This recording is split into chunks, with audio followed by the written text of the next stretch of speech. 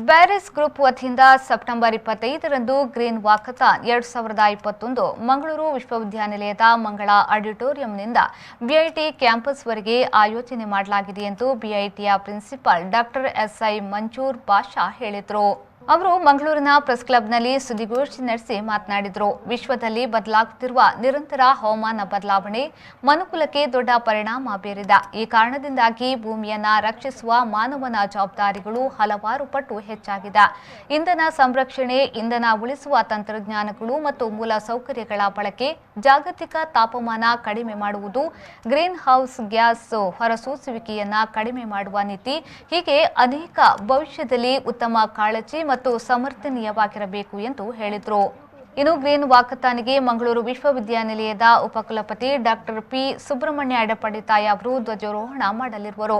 BIT ಕ್ಯಾಂಪಸ್ನ Syed Mohammed Beary ಅವರಿಂದ ಗಿಡ ನೆಡುವ ಕಾರ್ಯಕ್ರಮ ನಡೆಯಲಿದೆ ಎಂದು ಹೇಳಿದರು. Significantly to a progressive, peaceful, greener world, along with creating leaders in different field of technology. The campus reflects the sustainable green vision of Bearys.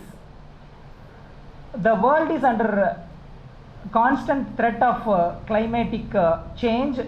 It has become the biggest threat to the mankind, and due to this the responsibilities of the humans to save the earth is increased several folds. Therefore the focus of Bearys Group of institution is to save energy conservation, and to create technologies to find renewable energy sources, the green building concepts, and to reduce the greenhouse gas emissions and so forth.